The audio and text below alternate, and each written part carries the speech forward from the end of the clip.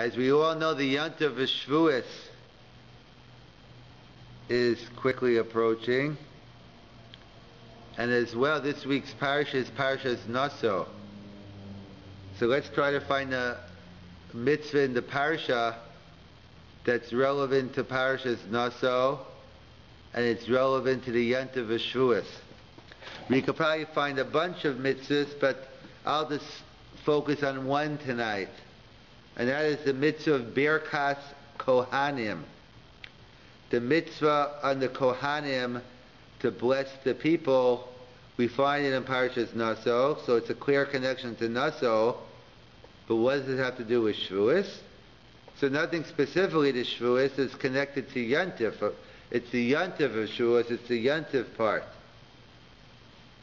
As we all know, in Chutz La'aretz, outside of the land of Israel, we only say Birkas Kohanim on Yom Tovim.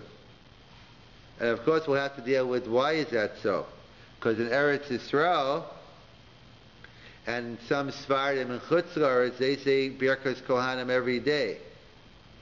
So why is the custom of Ashkenaz in Chutz La'aretz, in North America and elsewhere, not to do Birkas Kohanim daily? So before we get to that, we need some general understanding of the mitzvah of Birkas Kohanim. So the first question is Birkas Kohanim a biblical mitzvah or a rabbinical mitzvah? So at first glance, there's nothing to talk about. Maybe second and third as well, but definitely first glance, it's a pasuk in the Chumash. It's in Parshas Naso, perhaps a pasuk in Parshas Shmini, and so many say it's a mitzvah min haTorah. That would make it one of the few brachas which are biblical. However, others, Rav Yaakov Emden claims that Bizman Hazeh, in our day, it's true it was biblical, but today in our time it's only rabbinical. So the question is, why would it only be rabbinical today? What has changed? So Rav Yaakov Emden points out, if you look at the pasuk in Parshas Shmini, it says Aaron blessing the people in conjunction with karbanos, in conjunction with bringing the sacrifices in the temple. So Rav Yaakov Emden concludes that Birkas Kohanim is linked to the karbanos, and since we don't have karbanos today, hence Birkas Kohanim gets a downgrade to a din d'Rabbanan, to a rabbinic law. Where else do we have something very similar to this? And in fact, we are in this time period now. Yes, you guessed it. Sviras HaOmer, the counting of the Omer. You have to remind me to count when we finish this year. Okay, you remember to remind me? Yes. So, Sviras HaOmer, according to the Rambam and others, is a biblical mitzvah. But even Bizman Hazeh, and many Rishonim say it's only rabbinical today. What is the issue on whether Sfiras HaOmer is biblical or rabbinical today? It seems to depend on whether the mitzvah of Sfiras HaOmer is it linked to the Karban Omer? Was it linked to the bringing of the Karban, to the sacrifice? Well, no, it's just coincidental. They both were on the same day. But Sfiras Omer is an independent mitzvah, and Karban Omer is its own independent mitzvah. That's the nafkamina. That's the practical difference. If we assume that Sfiras Omer is linked to the Karban, so that'd only be d'Rabbanan today, because we don't have the Karban. But if Sfiras Omer is an independent mitzvah, so then we could say that Sfiras Omer retains its biblical character. So we could say the same thing by Birkas Kohanim, that Rav Yaakov Emden says that it's connected to the Karban, and we pass on its Daraisa, so at first glance it seems that we hold that it's not connected to the Karban. There's a mitzvah of Birkas Kohanim is independent And the fact that Aaron was doing it there, who says that was Birkas Kohanim? This says he was blessing the people. So that's a major machlokas Rishonim. We paskin it's Daraisa today. But the question is, what about the Taina of Rav Yaakov Emden? So we have different possible answers. Number one is, we'll use Sfiras Omer again as an example. The Rambam writes that Sfiras Omer is the Araisa, is biblical even today. So based on what we said, so it should come out that Sfiras Omer, according to the Rambam, is not linked to the Karban Omer, because there is no Karban Omer. So we concluded if you hold it's biblical, so it's an independent mitzvah. If you hold Sfiras Omer is connected to the Karban Omer, it must be rabbinical. And logically it makes a lot of sense, but it's a problem according to the Rambam, because we could bring a geographical proof from the Rambam. From where the Rambam places a halacha, it tells us about the nature of the mitzvah. So for instance, where does he place the laws of Sfiras HaOmer? But where could have he placed it? He could have placed it in Hilchas Pesach, in Hilchas Tefillah, but he doesn't. Where does the Rambam put the laws of Sfiras HaOmer?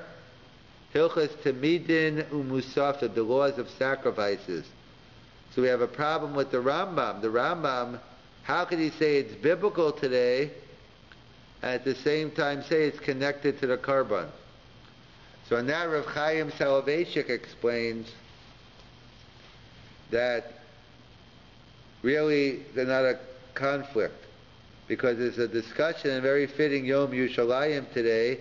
We could discuss a little about Kedushas Yerushalayim and Kedushas HaMikdash, as they point out that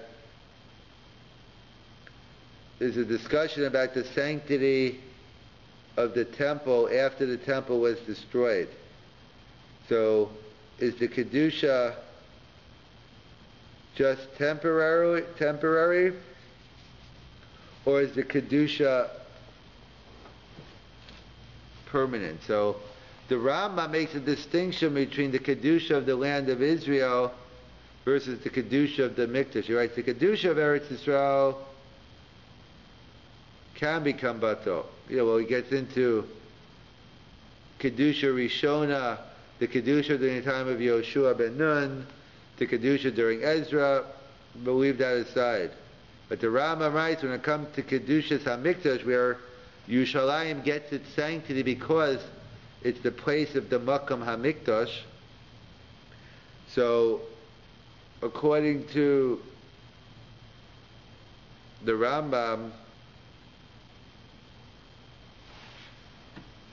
the Kedusha of the base, where the base HaMikdash is, remains forever. Why? Because Hashchina Eina Betela. Because the divine presence cannot be nullified. You can't take God away from his home. That's his home, and therefore he's living there even after the destruction. So the Rambam's opinion is the Kedusha remains. There's a discussion whether the Ravid argues. The Ravid says you're not chayiv kares if you go up to the Makam HaMikdash. It could be that's just a local issue in terms of kares, but it could be he agrees with the Rambam as well that there is Kedusha. But either way, the Rambam's opinion is that Kedushas HaMikdash applies even today. So according to the Rambam, in theory, I could bring a karban today. In practice, I can't. The Rambam's opinion is you could bring a sacrifice in the place of the temple even when the temple is not up. But for theoretical reasons or pragmatic reasons, we can't do it. Maybe the Kohanim Atame, maybe we don't know where the Makam HaMikdash is, maybe we don't have big day. Many different reasons given why we don't, but fundamentally, according to the Rambam, the Kedusha exists and we could bring a carbon. So that's what Rav Chaim points out. The Rambam says Sfiras Omer is Daraisa, and it's still linked to the Karban. If it's linked to the Karban, how can it be Daraisa? Because the Rambam Shita is that the sanctity of the Beis HaMikdash remains even when there is no temple, and in theory, we could bring Karbanos. If that's true, perhaps we can make a similar argument by Birkas Kohanim. Even if you want to argue that Birkas Kohanim is dependent on the Karban, which isn't necessarily compelling, but even if you want to make that argument, we could say it's still Daraisa, because in theory you can bring a Karban even though we don't. That's one possibility. Or another approach is from Rav Soloveitchik, that we have a principle that we know that today, since we no longer have a temple, we say Tefillah, the Gemara tells us many places, Tefillah keneged karbanos. Tefillah corresponds, prayer corresponds to the karbanos. And therefore, that's what perhaps, even if we assume that Birkas Kohanim is linked to karban, but since we say Tefillah keneged karbanos, it's not just a homiletic sermon like the Gemara tells us in Brachas, that Tefillah Shacharis Avram instituted, Yitzchak instituted Mincha, Yaakov instituted evening service. That's one opinion. Another Gemara opinion is that davening corresponds to the sacrifices in the temple. So we paskin both. Tefillah connected avos, but we also connect it to the karban. So even if we assume that Birkas Kohanim must be in the context of karban, but that's why Birkas Kohanim is done in the middle of Shmona Esrei. Why are we doing Birkas Kohanim in the middle of Shmona Esrei? We don't eat matzah in the middle of Shmona Esrei. We don't shake lulav in the middle of Shmona Esrei. And why do we put it by the Ritzei, by the Avoda? Because that's what we want to fulfill. Birkas Kohanim is still Daraisa. Where's the karban? Tefillah keneged karbanos. And therefore, we do it in the context of Tefillah, and therefore that it retains its biblical status. So we paskin that Birkas Kohanim is a biblical mitzvah. So it's a biblical mitzvah. Why should there be a difference between Eretz Yisrael and Chutz La'aretz? We don't find a distinction, unless it's a mitzvah that's dependent on the land, then there are differences between Israel and Chutz La'aretz. But a mitzvah of Birkas Kohanim doesn't mean to be dependent on Eretz Yisrael. So why don't we say Birkas Kohanim? Because as the Rambam, as the Stipler writes, how do we know it's every day? Because there's a rule. If the Torah gives us a mitzvah and doesn't go into details how often, the assumption is once a day, every day. So we assume we should say Birkas Kohanim once a day, every day. So why don't we say it in Chutz La'aretz? In fact, there are many cases, many of the great rabbis try to reinstitute it without much luck. In fact, the story with the Vilna Gaon, he said the next morning I'm going to start saying Birkas Kohanim in my shul. So that night he was taken into jail. It was a ma'aseh with the Hasidim, but they took him to jail. And there's a story how he tells his shamish how to get out of jail because he wanted a cup of coffee so he could stay up late to learn. But that was the Vilna Gaon. And then the Talmud of the Vilna Gaon, Rav Chaim Volozhin, he wanted to institute it, and a fire broke out they never seen before, and he took it as a sign from heaven. It's shrouded in mystery why we don't do it, but the bottom line is we don't do it. So different explanations have been tried. Why don't we do it? So some suggest the Beis Yosef quotes a couple of them, and then he's docha b'shtei yodayim. He pushes them away with two hands. He doesn't like any other suggestions. What are these suggestions he doesn't like? So one is, Kohanim would go to the mikvah. It used to be the custom that Kohanim, before they did the duchening, the Birkas Kohanim, they went to the mikvah. And it is before heated mikvahs. They used to go out into the water. into the lake, ocean, depending, you got to make sure it was good. But you used to go outside and it was freezing. Have you ever been in Lake Ontario lately? Even in the summer, apparently it's very cold because it's too deep, so it can never get warm. I'm quoting Henry Schwartz on that. So they point out that it's very cold. So therefore, what happened was the Kohanim stopped wanting to go to the mikveh. So they stopped going to the mikveh. They stopped doing Birkas Kohanim. The Beis Yosef, that's ridiculous. They don't have to go to the mikveh. Mikveh is a custom. Birkas Kohanim is a biblical law. So it doesn't make sense.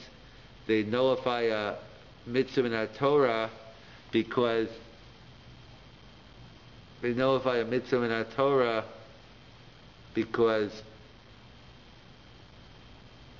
of a minute. So that he rejects. And they give other suggestions he doesn't like. And and even the Rabbi himself writes, since you must be besimcha, so therefore chutz la'aretz, only on Yantif can we reach the level of simcha. There's a mitzvah simcha on Yantif.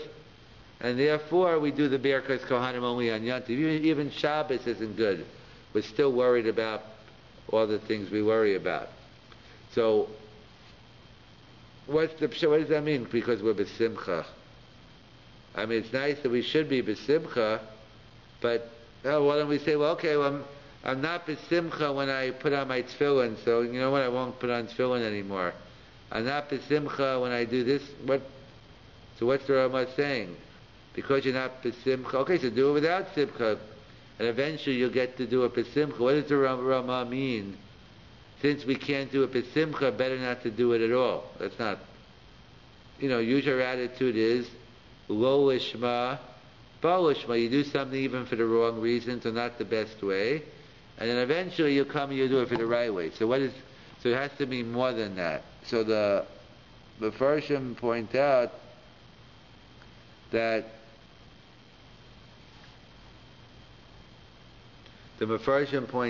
no, that what's that is the chiyuv of Birkas Kohanim is only if you're called up. So, for instance, if you're in a Sfard minyan and you're a Kohen and you're Ashkenaz, and you end up being in a minyan, they call up the Kohanim, you have an obligation to go. Let's say someone tomorrow morning decides to call up the Kohanim, then they have to go up. The chiyuv is only once you're called.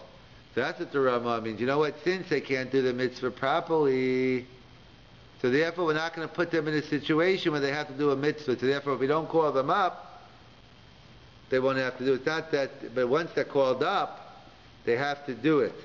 And that's what the Rama writes. You have to be shari b'simcha. That's why it's a discussion. I think the Machaber and the Rama, Sfardim Ashkenaz, do you have to be married? Do you need a married Kohen to do duchening? Why would you need a married Kohen? Because we said one of the halachas of Birkas Kohanim is you have to be b'simcha. And we all know you can't be b'simcha unless you're married. You're only chatzi, you're half a person until you become married.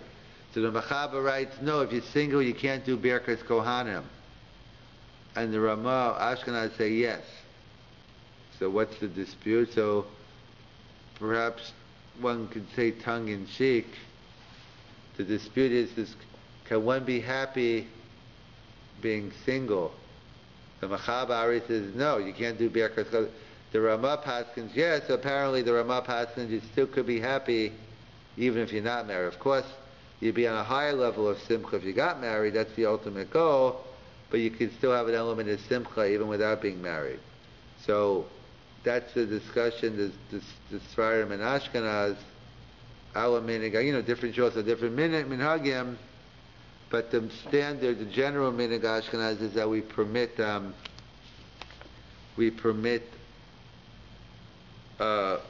Kohen who's single to go up. And just to conclude, there's an interesting. Since today it's very relevant, Yom Yerushalayim, in '67 war, we fought to get back Jerusalem. So a question rose up in Israel. Unfortunately, it's a very relevant one. Kohanim who serve in the IDF, the Israel Defense Forces. So let's say someone is a Kohen, he's fighting in the war and he kills people in war. Can he go ahead and do Birkas Kohanim? Why would I say not? Because the Gemara in Brachas tells us in 32b, Parshas Naso tells us that the Kohanim raised their hand to bless the people. In Brachas 32b, the Gemara says a Kohen who has killed is disqualified from doing the Nesias Kapayim, the bracha, the blessing for the Kohanim. Why? So the Gemara quotes a pasuk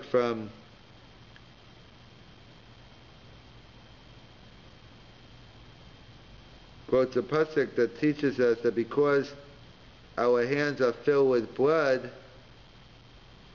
Hashem ignores us when we extend our hands. So from here, the Rambam and the Shalom codify this as normative halacha, that a Kohen who kills cannot do Birkas Kohanim. So the question is, what about an Israeli killing Arabs in the war? Self-defense, mitzvah. So Rav Soloveitchik seems to be one of the opinions who claims that no, that a Kohen who killed during the war cannot do duchening. Like we see by David HaMelech, even though he killed for the mitzvah purposes, nevertheless we don't let him. However, I'll give you three major sources that disagree. Rav Moshe Feinstein, in his Igris Moshe, he writes that someone kills someone in the course of battle is permitted to perform the Siyas Kapayim. And his proof is, he quotes an interesting Pri Chadash. He says, the Pri Chadash writes, if a Kohen killed someone after being ordered, they said, if either I'll kill you, someone put a gun to the Kohen's head and said, if you don't kill X, I'm going to kill you. And he's supposed to give up his life, but he didn't. He went ahead and he killed the guy. So nobody, even in this case, the Pri Chadash writes, a Kohen's permitted to do the Avod, permitted to do Birkas Kohanim and the Avodah. So although he didn't act correctly in that case, so therefore, Rav Moshe writes, if the Pri Chadash is correct, and that's how the Mishnah Berurah quotes him, how much more so someone who's drafted in the army and is doing a mitzvah, of course he could do duchening. So the Rambam, Rav Moshe says he's an honest, it's out of his control, it's under duress, he doesn't want to kill someone, and therefore he's permitted to do Birkas Kohanim. The Tzitz Eliezer, Rabbi Eliezer Waldenberg, he perhaps wants to make a distinction that maybe there's a difference killing a Nachri versus killing a Yid, but therefore a Kohen who killed a Nachri may perform the Siyas Kapayim, and Kal V'chomer if one did it during a state of war. And Avaji Yosef, he says because of the mitzvah angle. He says the first reason applies to a soldier, and therefore the conclusion of Rav Moshe, Rav Eliezer Waldenberg, and Rav Avaji Yosef, they give three distinct reasons that for a Kohen who killed the enemy during the course of the war, he's permitted to do Nesiyas Kapayim, and they say that's the practice in Gush Etzion, Rav Aaron Lichtenstein's yeshiva, that he permitted IDF veterans who were involved obviously in killing the enemy to perform the Siyas Kapayim. And therefore he felt it was very important to keep the morale up. And it's definitely clearly important to fight the war. I'll read you from, I recall that the Kohanim who fought in the 1982 Lebanon war continued to participate in the Siyas Kapayim at Yeshivas Har Etzion, despite the fact that Rav Soloveitchik's son-in-law and leading student was one of the Rosh Yeshiva at the time. Following Rav Soloveitchik's ruling would deal a significant blow to the morale of Israeli soldiers for whom it is essential to enter combat with a clear and unambiguous understanding that the battle that they wage are clearly justified both morally and halachically. Therefore he goes on to say that that's the normative practice, and Rav Moshe Sternbuch in Shuvas Van Huggis writes, the practice in England was to permit Kohanim who fought in World War I to continue to participate in the blessing with the Kohanim, and he does not record a practice to the contrary. That's from Rabbi Jachter's book on Gray Matter, the 3rd volume. So that's some of the issues with the Birkas Kohanim, the Raisa D'Rabbanan, and in terms of why don't we do Birkas Kohanim in Chutz La'aretz, and as well as the consensus view that even soldiers who had to kill during the war, they're permitted to do Birkas Kohanim.